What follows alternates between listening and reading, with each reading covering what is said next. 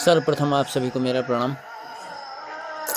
आज मैं आपको अक्षय तृतीया के विषय में बताऊंगा।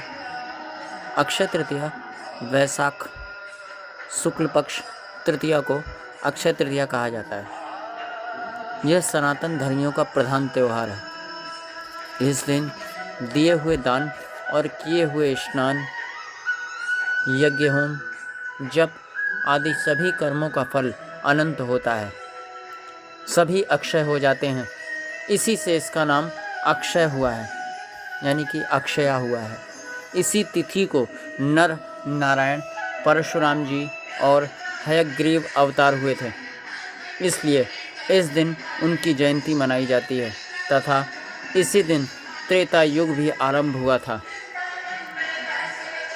इसे मध्याह्न व्यापिनी ग्रहण करना चाहिए, परंतु परशुराम जी प्रदोष काल में प्रकट हुए थे, इसलिए यदि द्वितीया को मध्याह्न से पहले तृतीया आ जाए तो उस दिन अक्षय तृतीया, नर नारायण जयंती, परशुराम जयंती और हयग्रीव जयंती सब संपन्न की जा सकती हैं।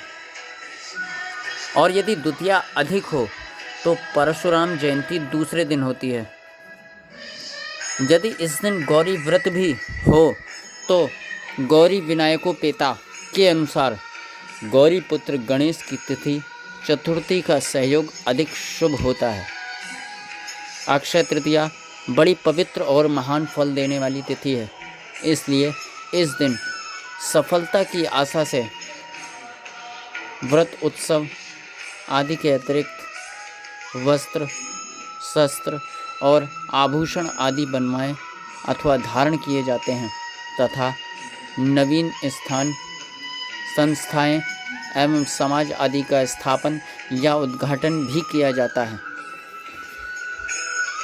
प्रायः देखा गया है कि ज्योतिषी लोग आगामी वर्ष की तेजी मंदी जानने के लिए इस दिन सब प्रकार के अन्न, वस्त्र आदि व्यावहारिक वस्तुओं और व्यक्ति विशेषों के नामों को तौलकर एक सुपूजित स्थान में रखते हैं और दूसरे दिन फिर तौलकर उनकी न्यून और अधिकता से भविष्य का शुभाशुभ मालूम कर लेते हैं।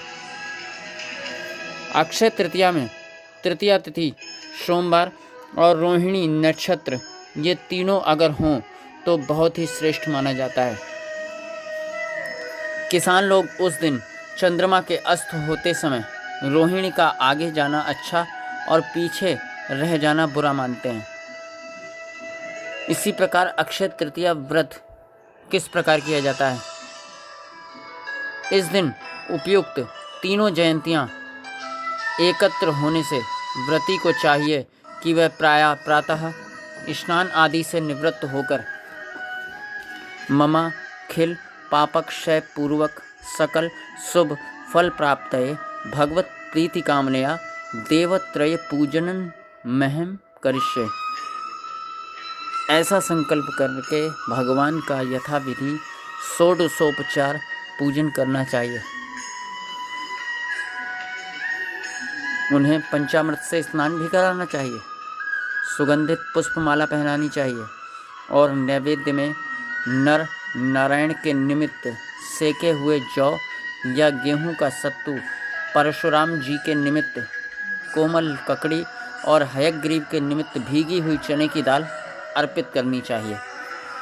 और अगर बन सके तो उपवास तथा समुद्र स्नान या गंगा का स्नान करना चाहिए और जौ, गेहूं, चना, सत्तू, दही, चावल, ईख का रस और दूध के बने हुए खाद्य पदार्थ जैसे खांड, मावा, मिठाई आदि तथा सुवर्ण एवं जलपूर्ण कलश, धर्मघट, अन्न, सब प्रकार के रस और ग्रीष्म ऋतु के उपयोगी वस्तुओं का दान करना चाहिए तथा पितृ श्राद्ध भी करना चाहिए और ब्राह्मण भोजन भी कराना चाहिए।